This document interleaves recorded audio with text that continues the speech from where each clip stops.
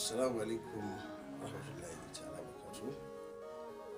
Kamar dai yadda kuka sani, sunana Umar Garba Madi, danya da ganuwa da suke ganuwa wanda ba ta su yi mara kansu.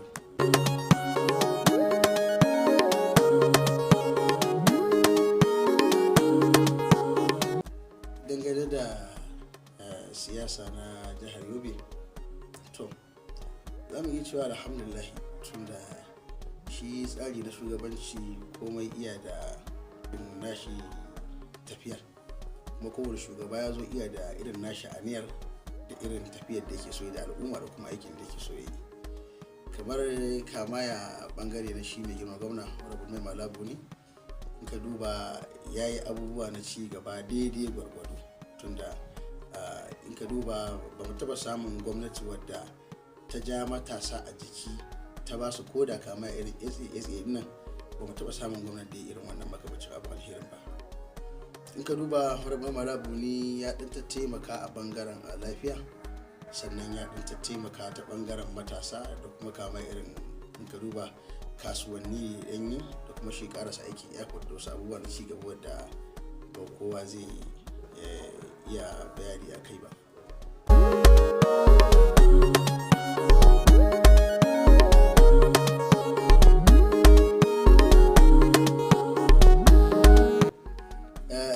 Abin da ya kai ni tun da tambayar taka ta zo guda biyu a dunkule. Na farko dai shi Honorable Abdullahi Bota aboki ne, amini ne, kuma ina sha'awar binsa saboda irin ƙudurori da yake faɗa zai yi da kuma kyakkyawan zato da nake masa kai. Kama kuma ya zo ya irin launcin na bamai, dole zan je ni launcin ɗin waƙar bamai wadda sarkin wagan tekau Abubakar Dunga ya yi, saboda da farko dai Dunga ɗan uwana ne ba aboki ba, kuma amini ne a wajena, kuma mutum ne wanda yake ga kimarsa. Sannan bangare kuma na bamai, ai bamai ya yi aiki,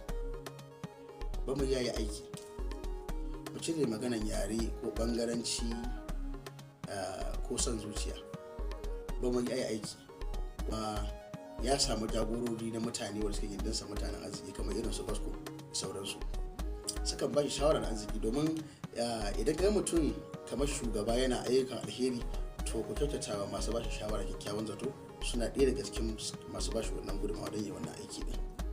Kuma ya yi kwalta, ya yi ayyukan ruwa, ya taimaka a abubuwa bila adadin wadda mu kanmu ana cin gajiyarsa a yanzu.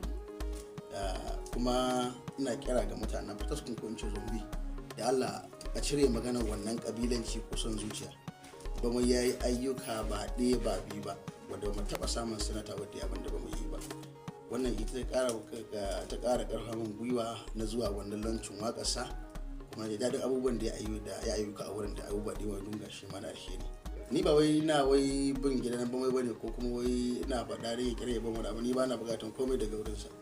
Alhamdulillah, ba fariya nake ba, amma dai dole mutum ya abin alheri a yaba masa, kuma yaba masa din shine daidai da godiya. Ko da Allah ma ya ce in ya maka baka gode masa, ban tana masa. So ba mai ya aiki gaskiya shi.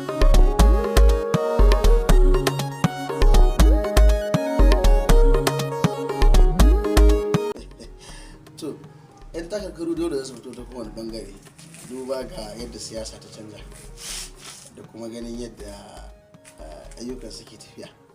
Amma fitowar kowa ba shi ne yake nuna kowa zai ci ba, mafitowar kowa ba shi ne yake nuna capacity na kowa ba. Amma dai iya da kyau mu talakawa nan gaba in za a zaɓi mutum, a duba wane ne shi, ya ma'amalarsa, sannan a zaɓe shi. Kuma ina ƙara jan kunni ba yawan 'yan takara ba, mutum ya ƙudurta abu mai kyau, kuma dan Allah da annabi ya abu mai kyau. Tuna zai mutu, wannan duk abin da kai Allah ubangiji zai tambaye ka a matsayinka na shugaba. Domin haka ce shugaba ne kai, musamman na siyasa ko wata kujera, ka sani dukiyar al'umma ne hannunka, Allah ya dauka ya mika ma dan kasar rabata a wannan al'ummar da suka zabe ka. So ina ga abin kunya ne a ce an zabe ka baka yin ayyuka ko kuma baka yin abin da ya kamata al'umma. So ina jin kunni a dukkan wayannan masu fitowa, do Allah do annabi a duba abin da ya kamata idan yayin da aka zabe ka, kai wa mutane abu mai kyau, kuma ka yi abin da za a yabe ka koda bayan ka. Saboda bayan ka sauka da yawa mun gani sun zo sun tafi ba a bayan su ba a nan ana aibata su saboda ba sai abin kirki ba. Amma in ka duba irin su Abdullahi Bazo shi ma da yana samin ba ya taimaka ya ayyuka da yawa ya abu da yawa na ci gaba motar hikimarsa. Kuma na ƙarshe kan da suka da surutu ba hawa kujeran ba, mutum ya san duties na wannan kujerar. Ba zaɓe kare ko sanata ba, what are the duties of that particular seat that you are there.